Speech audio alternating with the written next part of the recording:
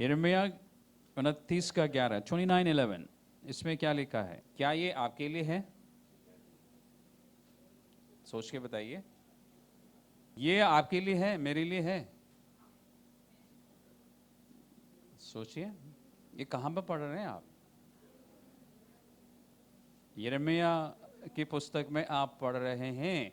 ये प्रतिज्ञा परमेश्वर ने किससे की थी? इस्राएल से की थी। चर्च से की है क्या? हमसे की है प्रतिज्ञा परमेश्वर ने? ये तो इस्राएल से की थी।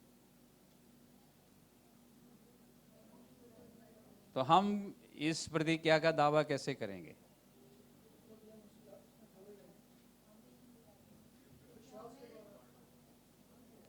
विश्वास के द्वारा। जिससे वादा किया है उसको मिलेगा, उसको हक है, वो दावा कर सकता है। तो ये तो इस्राएल से परमेश्वर ने कहा था। तो आपको याद होगा कुछ समय पहले हमने प्रतिज्ञाओं के विषय में एक दिन चर्चा की थी, और चर्चा हो गई, उसके बाद हम भूल भी गए। मैंने उस समय क्या सिखाया था? प्रतिज्ञाओं को समझना जरूरी है। यानी कि आपने रट लिया, जो कल्पना मैं तेरे लिए करता हूं वो मैं जानता हूं, ठीक है, वो मैं दावा करूंगा। ये कल्पना परमेश्वर ने इस्राएल से, ये वायदा परमेश्वर ने इस्राएल से किया। अगर हम इस वायदे को ध्यान से देखेंगे तो हमें समझ आएगा, परमेश्वर का स्वभाव समझ आएगा, तब हम उसको वो दावा कर सकते हैं। परमेश्वर ने सब, देखिए परमेश्वर ने, आप उसको 11वां पद में है ना, उसको अगर आप पहला पद से पढ़ेंगे तो आपको दिखाई देगा कि इस समय इस्राएल के लोग इस्राएल में नहीं है, वो बाबुल देश में है। और परमेश्वर ने उनसे बात की, बल्कि परमेश्वर ने यिर्मयाह नबी से कहा, उनको एक चिट्ठी लिख। कारण क्या है? लोग परमेश्वर की बातें सुन के बहुत आसानी से भूल जाते हैं। तो चिट्ठी लिखेगा तो क्या होगा? बीच बीच में खोल के पढ़ सकते हैं ना। तो परमेश्वर ने कहा उनको एक चिट्ठी लिख, और उस चिट्ठी में परमेश्वर ने क्या लिखवाया? कभी समय निकाल कर पढ़ना। उसमें लिखा है, परमेश्वर कहता है कि जिस देश में अभी तुम हो वहां पे रहो नहीं। अपने देश छोड़ के नहीं, जबरदस्ती उनको वहां से उठा के ले गए नबूकदनेस्सर ने। राजा के हुक्म से उनके सैनिकों ने वहां के इस्राएल के सारे लोगों, कुछ लोगों को छोड़ दिया, बाकी सबको ले गया, और वहां जाके लोग रह रहे हैं। और मुझे बताइए उस समय उनकी प्रार्थना क्या रही होगी?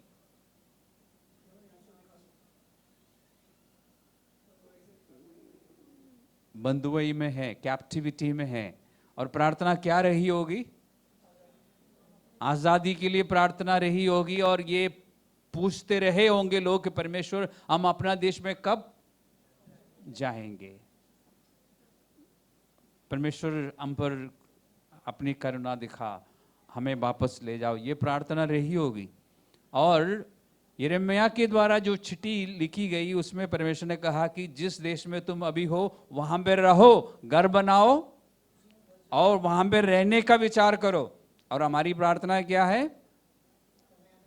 हमें परमेश्वर जल्दी हमें यहां से बाहर निकाल, अपने देश में फिर से ले जाओ। और परमेश्वर क्या कह रहा है? यहां पे रहो, घर बनाओ, फिर रहो, और खेती बाड़ी करो, और फिर और जो उपजते हैं उसको खाओ, और इसके बाद इसमें लिखा है, हाँ, बढ़ते जाओ, यानी शादी करो, जो जवान है शादी करो, बच्चे पैदा करो, और फिर अपने बच्चों के लिए, बेटे बेटियों के लिए जीवन साथी भी ढूंढो, ताकि तुम्हारे पास नाती पोता हो। ये सब परमेश्वर ने कहा। बहुत प्यारी चिट्ठी है परमेश्वर की ओर से। और इसके बाद जब 70 साल पूरा हो जाएगा, 70 years, मैं तुम्हें वापस ले आऊंगा। इसमें परमेश्वर का प्यार है।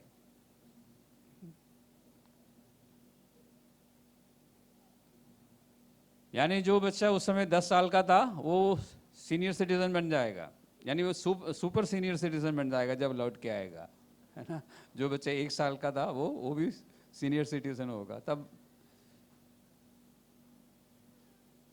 और ये सारी बातें कहने के बाद परमेश्वर कहता है जो कल्पनाएं मैं तेरे विषय में करता हूं उन्हें मैं जानता हूं। तो ऐसी स्थिति में यार आज के युग में हम लोग 70 साल के लिए किसी भी मुसीबत में नहीं फंसे रहते हैं। उससे पहले हम बाहर निकल आते हैं, कई बार 7 दिन, कई बार 7 हफ्ते और कई बार 7 महीने। लेकिन हम परमेश्वर को कितना समय देते हैं? हम तो चाहते हैं कि यहाँ हम बटन दबाएं और वहाँ काम हो जाए। हम चाहते हैं कि परमेश्वर मैंने अभी प्रार्थना की अभी हो जाए। लेकिन कई बार परमेश्वर अपने बच्चों के साथ ऐसा करता है, उन्हें कहता है कि रुक जाओ। इस्राएली लोग अपने देश से बंधुए में क्यों चले गए?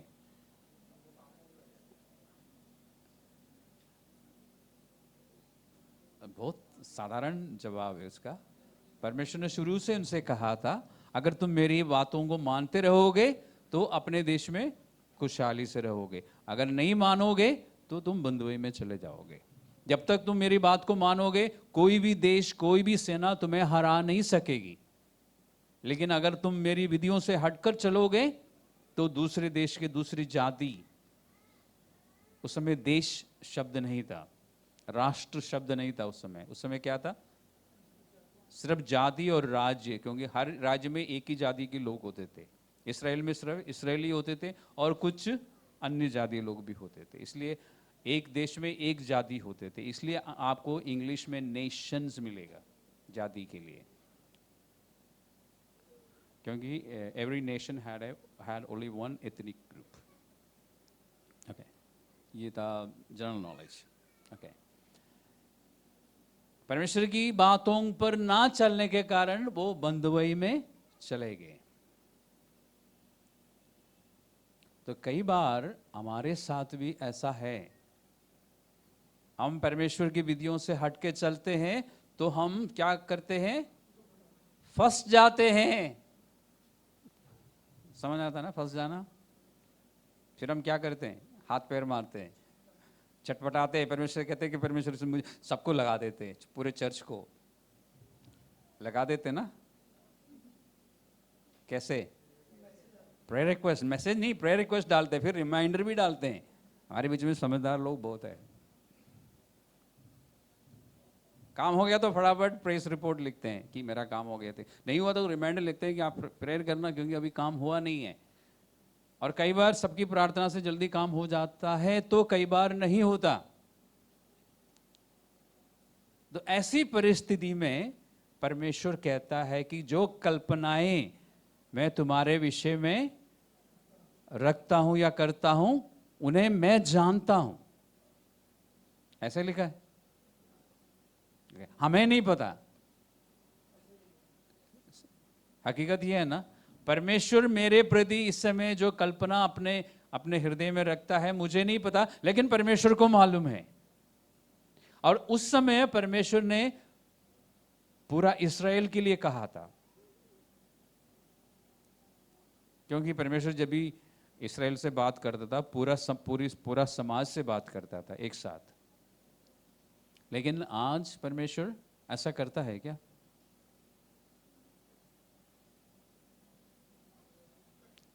काफी हद तक ऐसा ही होता है। परमेश्वर की नजर में इंडिविजुअलिज्म नहीं है, परमेश्वर की नजर में हमेशा एक समाज है। उस समाज का सबसे छोटा नमूना है परिवार। तो परमेश्वर हमेशा पूरी समाज से बात करता है।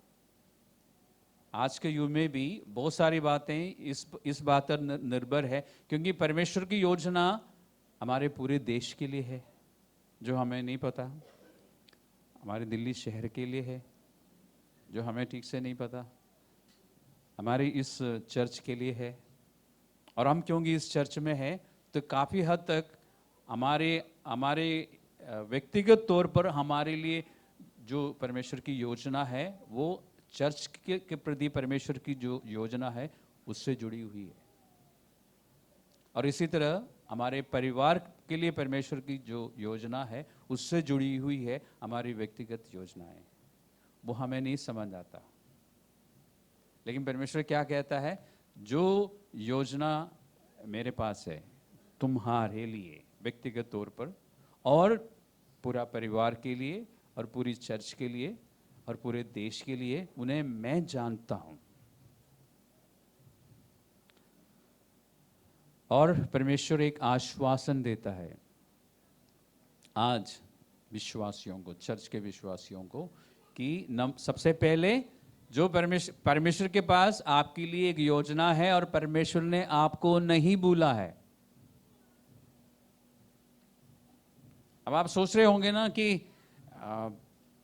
इतने सारे लोगों में से मेरे प्रति परमेश्वर की जो योजना है वो परमेश्वर कंफ्यूज तो नहीं हो जाता, क्योंकि एक ही नाम के बहुत सारे लोग हैं है ना।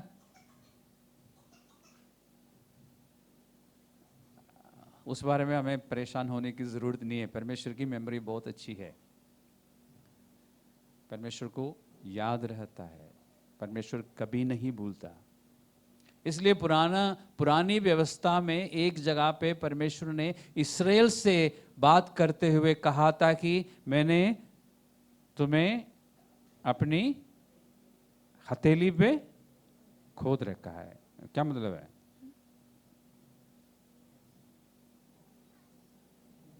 हथेली पे खोदने की क्या जरूरत है? क्योंकि हथेली हमेशा सामने होती है। आप जब भी हाथ उठाते हैं आपको दिखाई देगा।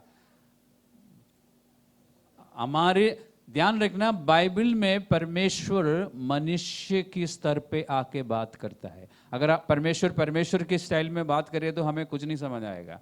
इसलिए परमेश्वर कहता है कि मैंने तुझे अपने हथेली पे खोद रखा है। समझ आता है, क्योंकि हाथ तो हम उठाते रहते हैं ना। तो जब भी हाथ उठाया, परमेश्वर को कौन दिखाई देता? मैं दिखाई देता हूं। परमेश्वर के पास मेरे लिए कुछ योजनाएं हैं। मेरे लिए जो कल्पना परमेश्वर रखता है वो मेरी भलाई के लिए है, मेरी हानि के लिए नहीं है। और इस बात पर आपको क्या बोलना चाहिए? कुछ भी बोलिए, हालेलुया बोलिए, थैंक यू बोलिए। मैं होता तो मैं ठीक है परमेश्वर, परेशान जरूर हूं, मेरी प्रॉब्लम्स बहुत सारे हैं, मेरी प्रार्थनाओं का अभी पूरी तरह से जवाब नहीं आया है, लेकिन ये जानकर मैं थैंक यू बोलूंगा कि जो तू मेरे लिए सोचता है उसमें मेरी हानि है नहीं है, मेरी भलाई है। ओके।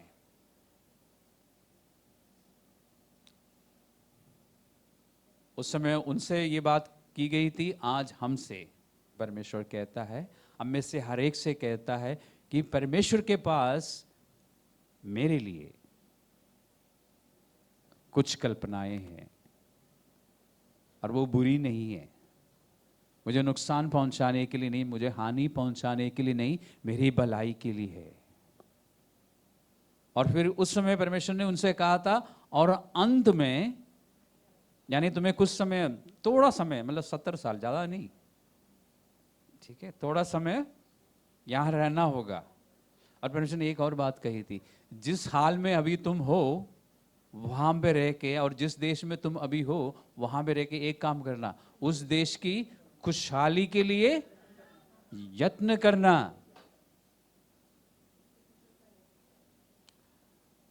आप सोचिए, इस्राएलियों के बारे में सोचिए, अपने देश से वो हटाए गए थे, दूसरे देश में जाके रह रहे हैं, यानी दे वर फॉरेनर्स इन बाबिलोन, ठीक है। अब उस देश के लिए कुछ करना, ये भी परमेश्वर की विधि है। जिस देश में, जिस शहर में, जिस देश में परमेश्वर ने हमें रखा है, उस देश की भलाई के लिए काम करना हमारा फर्ज है। परमेश्वर चाहता है।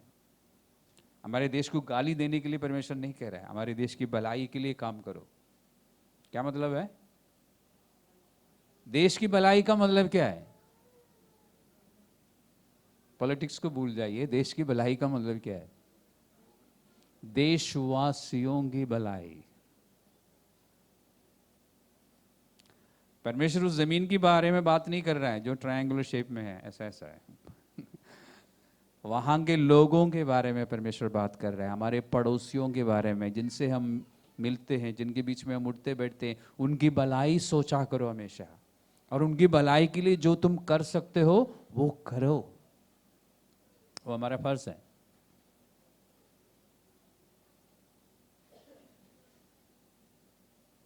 सिर्फ अपने लोगों की भलाई नहीं, उस समय उनसे कहा गया था दूसरों की भलाई के लिए भी सोचो जहां पे तुम अभी रहते हो। इसलिए हमें सिर्फ चर्च की लोगों की भलाई नहीं, जो चर्च में अभी नहीं है, जिन्होंने अभी सुसमाचार नहीं सुना है, उनके विषय में भी सोचना है। और यानी सबके साथ भलाई सोचो और करो। और मैं तुम्हें अंत में वहां से वापस ले आऊंगा, यही कहा ना परमेश्वर ने। और जिस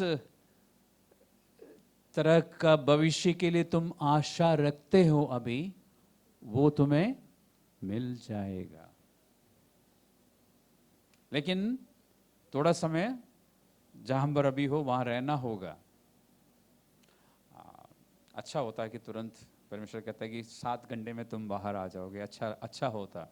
लेकिन कभी कभी परमेश्वर 7 घंटे में नहीं, 7 दिन और कई बार 70 दिन भी लगा सकते हैं परमेश्वर। लेकिन खुशी की बात क्या है इस प्रतिज्ञा में? हमें परमेश्वर का स्वभाव दिखाई दे रहा है ना, कि परमेश्वर अपने बच्चों के बारे में सोचता है और कल्पनाएं बनाता है परमेश्वर, और उन कल्पनाओं में हमेशा हमारी भलाई है। अगर हम एक दिन के लिए फंस गए हैं, उसमें हमारी भलाई है, तो हमें क्या करना होगा? क्योंकि अब नया नियम में एक छलांग मारते हैं, वहां में लिखा है जो परमेश्वर को प्यार करते हैं उनके लिए सारी बातें मिलकर भलाई ही को उत्पन्न करती है। सारे शब्दों पर आपने ध्यान दिया? बताइए। जो परमेश्वर को प्यार करते हैं, तो मैं क्या करूंगा? परमेश्वर को प्यार करता रहूंगा। कैसे? उसकी बातों को मानकर। आसान है कहना, आसान है कहना, आसान है। जब हम मुसीबत में हैं, जब हम परेशानी में हैं, और जैसे हम चाह रहे थे वैसे नहीं हो रहा है, जैसे हमने सपना देखा था, प्रार्थना भी की थी, काम शुरू करने, जो भी जिस काम में भी हम निकले हैं या जिस बात के लिए भी हम चाहत रखते हैं उसके लिए प्रार्थना की थी, पूरे चर्च को भी काम पे लगा दिया था कि मैं ऐसे ऐसे काम के लिए जा रहा हूं, प्रार्थना करना कि मुझे सफलता मिले, मेरा काम आसानी से हो जाए, वगैरह वगैरह सब कुछ डिटेल में लिख दिया था। लेकिन नहीं हुआ। तो उस समय परमेश्वर की किसी भी बात को मानना आसान है? ईमानदारी से नहीं है। शिकायत करना आसान है, बड़बड़ाना, कुड़कुड़ाना आसान है, लेकिन थैंक यू बोलना मुश्किल है। लेकिन समझदार लोग बोलते हैं थैंक यू फादर, इसमें भी कोई भलाई होगी, मेरा काम जैसे मैंने चाहा वैसे नहीं हुआ, बाकी सबका हो गया, सारे अविश्वासियों का काम हो गया, सिर्फ मेरा ही रह गया, कोई बात नहीं। ऐसा प्रैक्टिस हमें करना चाहिए। ठीक है, थोड़ी देर के लिए बड़बड़ाया, उसके बाद होश में आना चाहिए। जब हम बड़बड़ाते हैं, कुड़कुड़ाते हैं, तो समझ लेना आत्मिक रीति से हम होश में नहीं है, हम धोखे में हैं, हम उसके प्रभाव में आया जिसने हमारे साथ ऐसा किया। लेकिन जब आंखें खुल जाती हैं, oh sorry, thank you father, अभी काम नहीं हुआ, लेकिन मैं वही करूंगा जो मुझे करना चाहिए, मैं तुझे प्यार करूंगा, तेरी बातों को मानूंगा, और तेरा वचन ये सिखाते हैं कि हर बात में परमेश्वर का धन्यवाद करो। हर बात के लिए नहीं, ये ध्यान रखना, हर बात के लिए नहीं, हर बात में, हर परिस्थिति में परमेश्वर का धन्यवाद करो और प्रार्थना करो निरंतर। हम प्रार्थना क्यों करते हैं?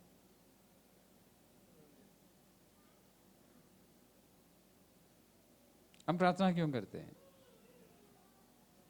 ताकि काम हो जाए। अगर परमेश्वर आपको बहुत प्यार करता है, ये अगर शब्द मैंने जानबूझ के जोड़ा है उसमें, तो क्या प्रार्थना के बिना आपका काम नहीं करेगा परमेश्वर? तो प्रार्थना करने के लिए क्यों कहा? सोचिए, क्योंकि हर विश्वासी को सोचना चाहिए और हर सोचने वाले को क्या करना चाहिए? विश्वास करना चाहिए। ओके। मेरे एक टीचर थे, प्रोफेसर थे, मतलब बाइबल कॉलेज में। वो कहते थे कि परमेश्वर ने जो सर दिया ना आपको, दिमाग जो दिया है, वो दो कानों के बीच की जगह को भरने के लिए नहीं दिया था, इसको इस्तेमाल करने के लिए दिया था। तो इस्तेमाल कीजिए और सोचिए कि परमेश्वर क्यों कहता है कि प्रार्थना करो, मुझसे मांगो।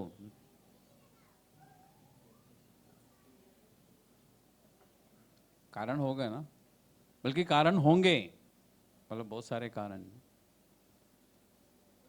जब हम सोचना शुरू करेंगे तो क्या होता है? परमेश्वर, पवित्र आत्मा समझाता है। जब पवित्र आत्मा समझाता है तो क्या होता है? लाइट जलती है, समझ आती है बात।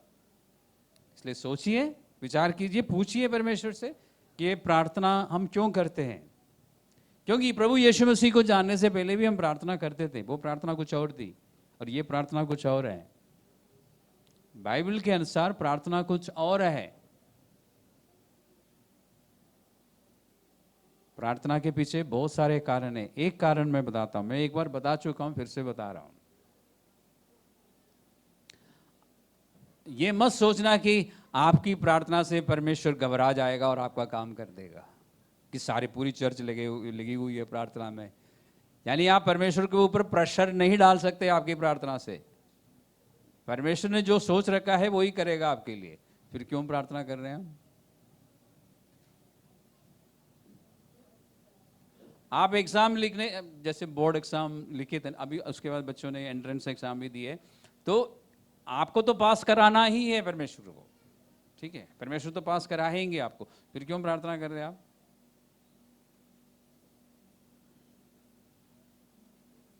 आपके पास एक हफ्ते का समय है, सोचिए। यस मोगिका, हम ठीक हो जाते हैं। ओके, कैसे? हम अगर प्रार्थना करेंगे तो हमारे दिल की जो धड़कन है वो नॉर्मल रहेगी। समझ आया? बीपी भी बढ़ जाता है। ओके, अगर विश्वास बढ़ जाता है। ओके, अगर हम प्रार्थना करेंगे तो मन में शांति होगी। कहीं लिखा है बाइबल में या यूं ही मैं कह रहा हूं? फिलिपियों की पत्री में, राइट, फिलिपियों 4:6 में लिखा है कि तुम हर बात में अपनी प्रार्थना और निवेदन धन्यवाद के साथ मेरे पास ले आओ, और तब परमेश्वर की शांति जो तुम्हारे समझ के परे है तुम्हें, तो वो शांति आपको सुरक्षित रखेगी। यानी आप तसल्ली से अगर एग्जाम लिखने जा रहे हो तो एग्जाम लिख पाएंगे, कंफ्यूजन नहीं होगा, प्रेशर नहीं होगा, टेंशन नहीं होगी, आप आराम से एग्जाम लिख सकेंगे। या जिस काम के लिए भी आप जा रहे हैं, आपके अंदर उम्मीद रहेगी, विश्वास बना रहेगा कि परमेश्वर है मेरे साथ। इसलिए हम प्रार्थना करते हैं, यानी परमेश्वर पर हम निर्भर रहें और हमें पता हो कि जो कुछ हमें मिल रहा है, जो कुछ हमारे साथ हो रहा है, वो परमेश्वर की मर्जी से हो रहा है। यानी परमेश्वर सो नहीं रहते जब हमारे साथ कुछ गलत हुआ था, परमेश्वर को पता था कि होगा। ओके, परमेश्वर ने अगर होने दिया तो उसमें हमारी भलाई है, और हम परमेश्वर पर निर्भर रहना सीखे, प्रैक्टिस मिले हमें।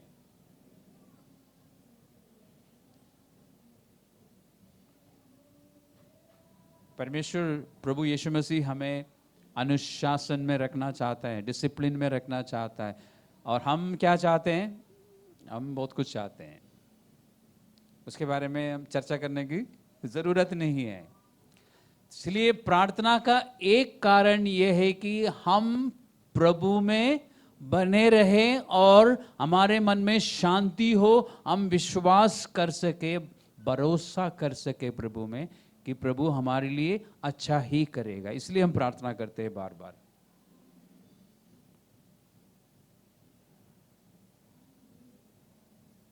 ये एक कारण। अब आप बाइबल में देख लेना जो मैं कह रहा हूं यूं ही है कि नहीं। एक मैंने आपको हवाला दिया, फिलिपियों की पत्रिका 4:6 और 7। लेकिन आज हमारा विषय प्रार्थना का नहीं था, प्रतिज्ञाओं को लेके। तो परमेश्वर का स्वभाव हमें दिखाई देता है कि वो हमारे लिए सोचता है, और जब भी वो हमारे लिए सोचता है कुछ अच्छा सोचता है, हमारी हानि नहीं। तो परमेश्वर सिर्फ आपके परिवार के लिए नहीं, परिवार के एक एक सदस्य के लिए सोचता है। सिर्फ इस चर्च के लिए नहीं, चर्च के एक एक विश्वासी के लिए सोचता है। भजन 139, साम्स 139 वर्स 17 पद में दाऊद कहता है कि परमेश्वर मेरे लिए जो विचार तू रखता है वो कैसा है? उसके बारे में क्या कहता है वो? क्या ही बहुमूल्य है तेरे विचार जो मेरे प्रति है। How precious are your thoughts about me. यानी डेविड वहां तक पहुंच गया था, उस जगह तक, उस स्तर में पहुंच गया था जहां पे उसको समझ आया कि परमेश्वर मेरे बारे में हमेशा सोचता है।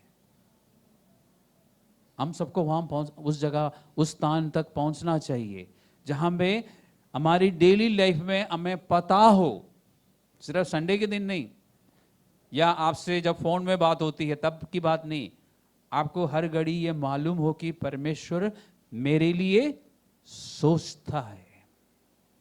परमेश्वर क्या करता है? मेरे लिए सोचता है। वो कितनी बड़ी बात है।